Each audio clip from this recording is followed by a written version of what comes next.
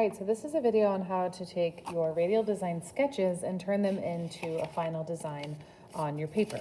So the first thing we did was we traced a Post-it note, but obviously if you don't have Post-it notes, you can just draw squares. We split it in half both ways, and whatever we put in one box, we traced that same thing, we copied that same thing over and over and over again. So the paper you'll need for your final painting is your square paper.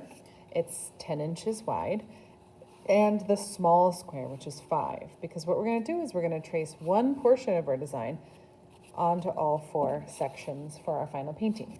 So we're going to start with the small square. After you have a design that you really, really like, you might have to sketch more than 4. Remember, I'm requiring at least 4, but a lot of people sketch a lot more than 4. So if I look back at my other sketchbooks, I can find all kinds of radial designs, and you can try a lot of different ones. But once you have one you like, I like this one. I'm going to just outline, just to show you, I'm going to focus on just this one box, because that box is going to repeat around to make a radial design. So I'm going to take my small square, and I'm going to recreate this design just in that one little square onto my smaller paper. Now this can be kind of tricky because it's a lot bigger. So we're taking something that's really tiny and we're trying to make it really big. So you do want to kind of take your time and map it out as best you can to try to recreate your design so that you're really happy with it. Mine was kind of flowy and organic, so if it changes a little bit, I'm not going to be upset about it. So I'm doing this line right here, and then I decided to add another row, another shape this way, and another shape this way. Okay, so there's my design recreated. If you have a Sharpie, you can trace it. It'll help you see it a little bit better, but not everyone has Sharpies, and that's okay. You can use a marker, just like a black marker from your art kit. And what this is going to allow us to do is see it on the other side. And it all makes sense in a minute. Now, feel free to pause this video to get to this step, and that way you can do it one step at a time. But again, your design should be your own idea, not mine. All right, I'm going to trace this design on the back. Do you see how you can see the markers, the marker lines through? So I'm going to recreate this design on the back because I can see it through my paper.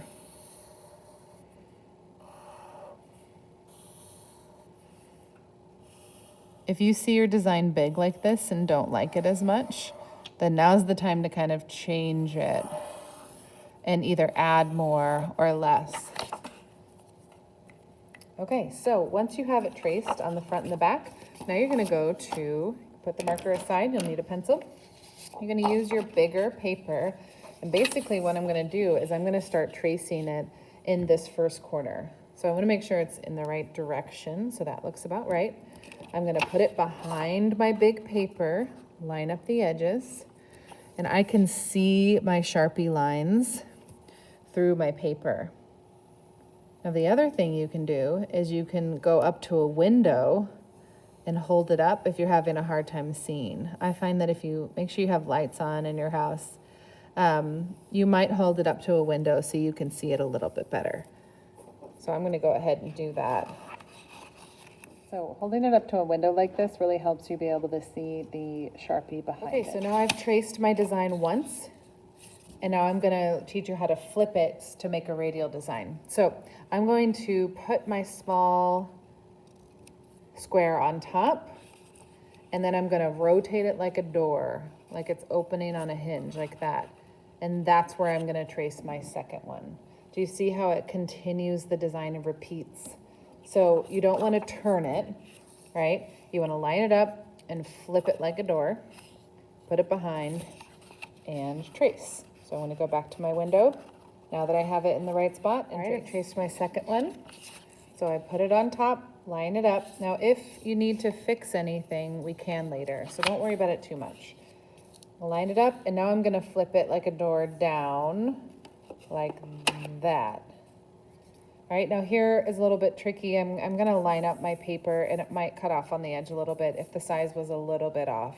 We'll just adjust as needed. So now I'm gonna put this behind and go back to my window and work on tracing that third one. I'm finished with the third one. The last one, I'm going to line it up with the one I just traced, flip it like a door, and go back to my window and finish tracing the last one.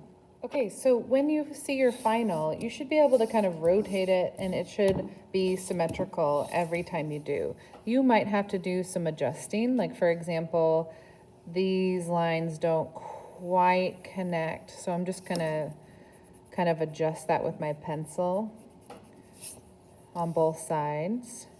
And this line, these lines should cross here. So you might have to do a little bit of adjusting before you start painting, and there's nothing wrong with that. Some of these papers didn't quite cut right, so you'll just kind of have to fix some things before you start painting. Now, when you look at your design here, you can decide whether you want to add anything more, or you could use this as your first layer of paint, and after we let it dry, I'm going to show you how to add lots of pattern and detail on top. So this you won't need anymore, but it was nice to have the marker on both sides, because when I did flip it, I had my design on the back as well.